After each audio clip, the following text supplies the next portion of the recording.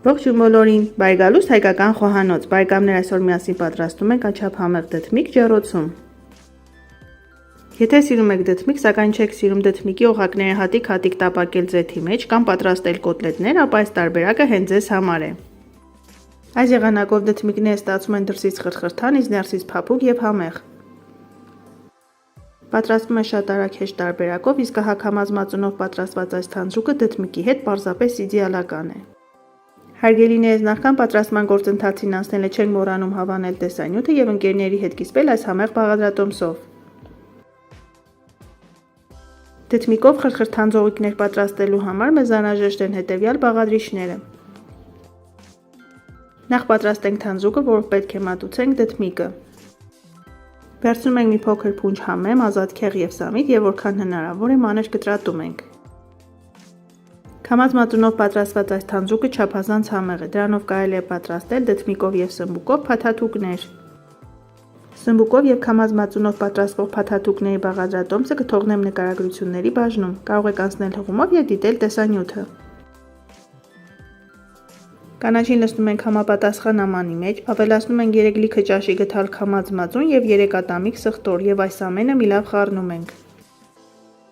Թանձրուկը մի կողմ ենք դնում, անցնենք դդմիկներին։ 3 միջին չափի դդմիկները սպունգով լվանում ենք հոսող ջրի տակ, որպեսզի դդմիկների վրա ավազի հատիկներ չմնան։ Քանի որ դդմիկները բավականին մատղաշ են եւ դդմիկի վիտամինների մեծ մասը կուտակվում է հենց կեղևի մեջ, ես դդմիկները չեմ կեղևազատում։ Դդմիկները մեջտեղից կիսում ենք եւ յուրաքանչյուր քառորդ մասը բաժանում ենք 3-4 մասերի, ստանալով այսպիսի գեղեցիկ ձողիկներ։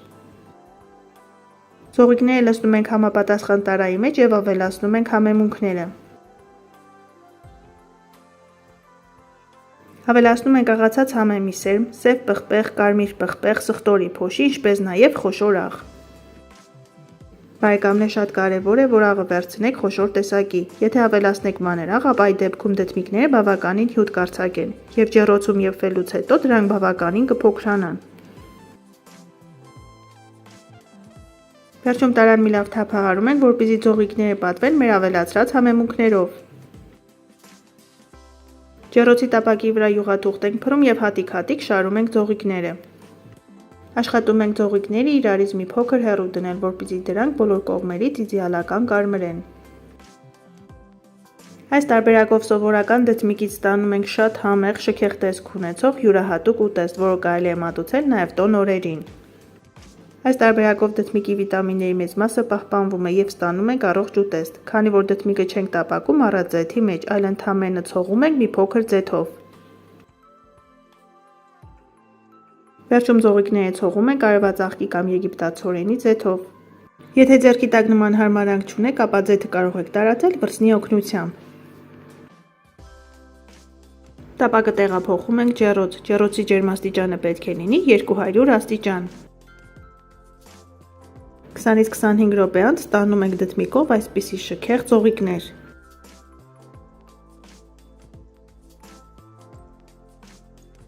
Ձողիկները գեղեցիկ դասավորում ենք մատուցվող ափսեի մեջ եւ մեջտեղում դնում ենք քամած մածունով պատրաստված թանձրուկը։